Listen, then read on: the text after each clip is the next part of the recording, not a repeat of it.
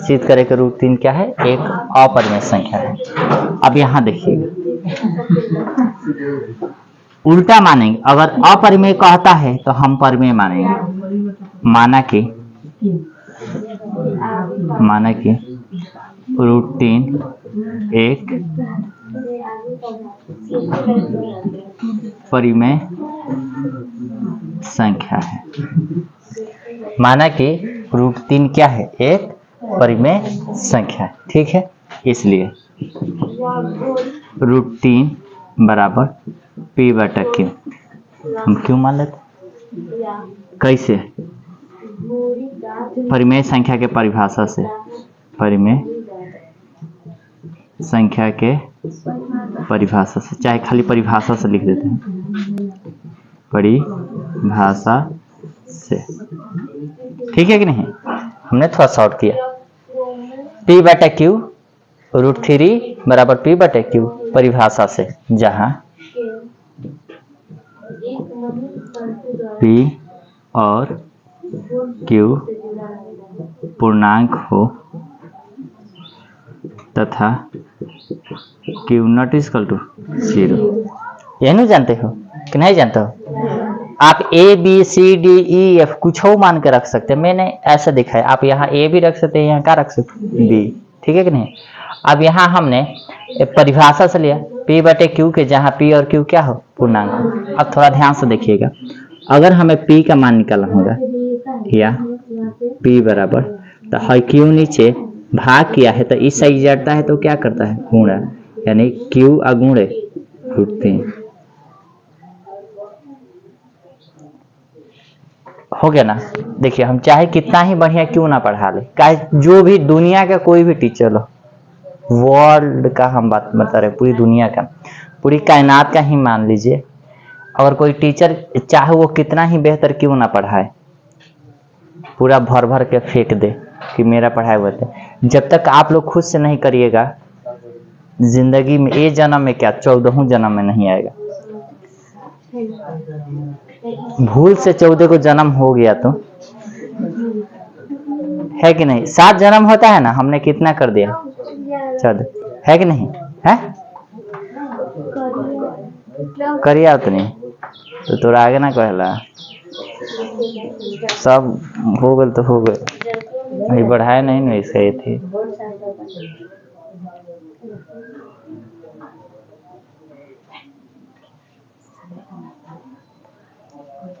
अब थोड़ा देखते हैं, बस हो गए काफी, और फिर से चलिए सिद्ध करें कि रूट 3 एक अपरिमेय संख्या है। जब अपरिमेय संख्या कहेगा तो हमें उसका उल्टा मान लेना है, क्या मान लेना, परिमेय। माना कि रूट 3 एक क्या है, परिमेय संख्या, इसलिए रूट 3 बराबर p बटे q, q परिभाषा से, परिमेय संख्या के परिभाषा से, परिमेय संख्या की परिभाषा क्या कहता है कि वैसी संख्या है जिसे p बटे q के रूप में क्या कर सकते हैं, व्यक्त कर सकते हैं, जहाँ p और q क्या हो, पूर्णांक हो, जहाँ p और q पूर्णांक हो, q बराबर नहीं हो 0 का, ठीक है। p बराबर, अब अगर हमें p का मान निकालना था, p बराबर q गुणे रूट 3, ठीक है ना। अब देखिए, यहाँ आपको समझ में ना आए दोबारा पूछ सकते हैं, ठीक है ना। और दूसरी बात यह है कि जब तक आप लोग खुद से नहीं करिएगा तो कबो नहीं आएगा, चाहे वो बेहतर टीचर क्यों ना हो, दुनिया का सबसे नंबर 1 टीचर भी आ जाए और तुम लोग ना पढ़ो तो वो कभी पढ़ा ही नहीं सकता है। जो चीज़ों को खुद से करोगे ना वो जल्दी आता है। टीचर का काम केवल होता है सही रास्ते पर चलाना, तुम्हारे डाउट क्लियर करना, बाकी तुम खुद से करना, बाकी किससे करना है, खुद से। तो अब यहाँ से हम चलते हैं, ज़्यादा बदकाई नहीं करते हैं, ठीक है ना। क्यों नहीं, क्यों नॉट इक्वल टू 0, नीचे 0 हो जाएगा, बराबर नहीं है तो 0 कहाँ से होगा, कबहू कि क्यू का मान 0 नहीं होगा। हमने जब तुमको बेसिक क्लास पढ़ाई होगी, जब हमने बेसिक मतलब क्लास पढ़ाई होगी किस में, एथी वाला में, परिमेय संख्या वाला में, तो उसमें तो हम बताए, पूरे बताए है कि नहीं। आप सही से उसको देख लीजिएगा, ठीक है, फिर हमसे कीजिएगा। अब यहाँ p बराबर क्यू गुणे √3, इसको कितना मान ले इक्वेशन 1, ठीक है कि नहीं। अब चलो, अब इक्वेशन 1 जो है ना इसको वर्ग कर दो दोनों तरफ, समीकरण 1 के दोनों तरफ वर्ग करने पर। आप हमसे ये नहीं कर रहे सर, आप वर्ग क्यों कर रहे हैं, आप घन क्यों नहीं कर रहे। देखो एग्जाम पास नहीं होने हैं, हमें समझने, आप ये नहीं कर रहे हैं। अगर मैं स्टूडेंट होता तो क्यों करते, क्योंकि आज के समय में ना 450 के पार, कितना 450 के पार हम लोग डिग्री चाहिए, लेकिन उसके अंदर की खासियत नहीं जानते। डिग्री चाहिए लेकिन तुम कितना पढ़ रहे हो उससे नहीं है, तुम डिजिटली हो रहे हो, हम भी नहीं माना कर रहे हैं, लेकिन जब तक हम किताबों से लगाव नहीं रखेंगे तब तक नहीं। हवा हवाई में नहीं जाना है, हवा हवाई में नहीं जाना है। हमारे एजुकेशन सिस्टम में इतने बच्चे 4.5 लेकर आते ही हैं, तो फिर हम अमेरिका से क्यों इतना पीछे हैं, फिर हम इंग्लैंड से इतना क्यों पीछे हैं।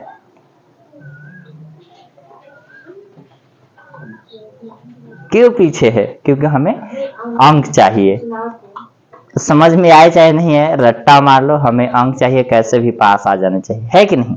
तो वैसे करें, अगर हमें चाहिए तो इसमें तुमको तर्क करने चाहिए ना कि सर आप वर्ग ही क्यों कर रहे हैं, आप क्यों नहीं कहे, मतलब क्यों नहीं कर रहे हैं। मेरे लाल, मैंने कहा कि यह परिमेय संख्या है, जब परिमेय संख्या है तो हमें तो रूट को हटाना पड़ेगा। क्या हटाना पड़ेगा, रूट को हटाना पड़ेगा ना। परिमेय संख्या क्या होती है, रूट में तो होती नहीं है, परिमेय संख्या रूट में होती है। तो रूट में हटाने के लिए हमें क्या करना पड़ेगा, स्क्वायर करने पड़ेंगे। क्या करने पड़ेंगे, स्क्वायर करने पड़ेंगे, इसलिए तो वर्ग करते हैं हम लोग। अब वर्ग करते हैं,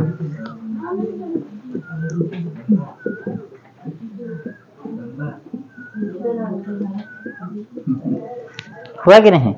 अब चलो, अब यहाँ हम जब करते हैं ऐसे, तब p को 2 हाली गुणेंगे तो कितना हो जाएगा p²। अगर इसको करेंगे तो q² और 3 3 का 9, ठीक। अब चलिए इसको ऐसे लिख सकते हैं,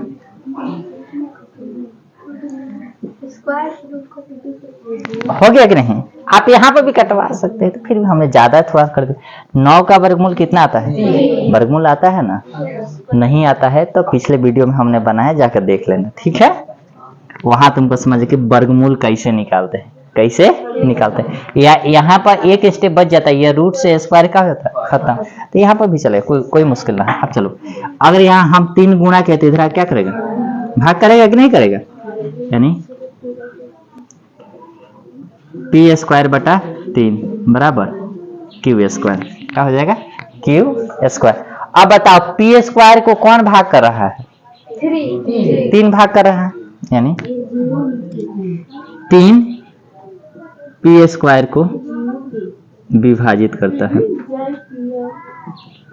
विभाजित करता है, इसलिए 3 p को भी विभाजित करेगा, विभाजित करेगा। काहे करेगा जी, क्या कि जब आप पढ़िएगा 1.3 परिमेय कितना 1.3 क्लास 10th में, तो परिमेय बहुत महत्वपूर्ण होता है। परिमेय क्या होता है, तो सिद्ध किया हुआ कथन होता है, हम उसके सहारे अन्य कथनों को सिद्ध करते हैं कि नहीं, कि नहीं करते हैं। तो यह जब 3 p² को विभाजित करता है तो 3 p को भी क्या करेगा, विभाजित करेगा। अब यहाँ पर हो गया, यहाँ पर रुक चलिएगा। अब इसको ना आप यहाँ देखिएगा, इसको इक्वेशन 1 माने है ना, तो ठीक है। आप इसको इक्वेशन 2 मान लीजिए, नहीं नीचे वाला, सॉरी, यहाँ इसको क्या मान लीजिए, इक्वेशन 2 हो गया ना। अब चलिएगा, अब मानेंगे p बराबर 3r, PQR, p बराबर क्या होगा, जहां मान लिया, यहाँ मान लेते हैं कि p बराबर कितना है 3r, जहां आर पूर्णांक हो, पूर्णांक हो। अब आर मतलब 3 ही क्यों माने, आप समझ रहे हैं ना कि सर 3 ही क्यों, क्योंकि इसमें कितना है इसलिए हमने 3 माना। अगर यहाँ 5 होता तो कितने मानते? 5। तो पी बराबर कितने माना? 3 माना है। तो आप कुछ ना करना, पी का मान उठाना है या समीकरण 2 में क्या करना है, बैठा देना।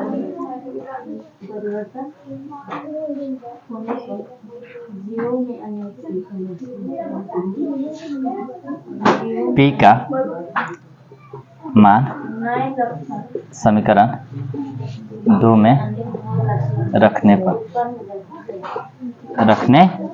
कितने में रखने पर? 2 में। यहाँ पर इसी में तो हमें मान रखना है, दिख रहा है, बस खाली मान रख लीजिए। 3r का होल स्क्वायर हो जाएगा बराबर क्यू का स्क्वायर गुणे 3, कि नहीं होगा? हो जाएगा मेरे बाबू, इधर देखना। अगर करना होगा तो 9r स्क्वायर बराबर क्यू स्क्वायर, हाई गुणा तो इधर क्या करेगा, भाग, एक कटाएंगे तो कितना आ जाएगा? 3, यानी 3 इधर गुणा तो उधर जाएगा, क्या करेगा, भाग। आर स्क्वायर बराबर क्यू स्क्वायर बटा 3, क्यू स्क्वायर बटा, क्योंकि इधर गुणा किया तो इधर क्या करेगा, भाग करेगा। इसका मतलब क्या हुआ कि 3 क्यू स्क्वायर को विभाजित करता है, क्या करता है? विभाजित करता है। क्या करता है? विभाजित करता है। तो इसलिए 3 क्यू को भी क्या करेगा,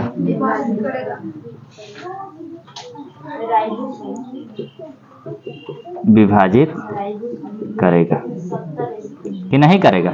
करेगा। इसका मतलब क्या हुआ कि P और Q, P को भी और Q को भी कितने, कौन विभाजित कर रहा है? 3। इसका मतलब उभयनिष्ठ गुणनखंड कितना होता है? 3। जबकि यह नियम कहता है कि P और Q को एक के अलावा दूसरा कोई गुणनखंड नहीं होता है। यहाँ देखेंगे, यहाँ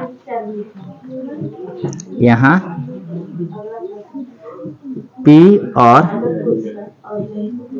और Q के उभयनिष्ठ गुणनखंड 3 है। कितना है? 3 है। जबकि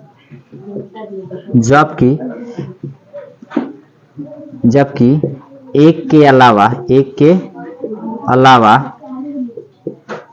दूसरा गुणनखंड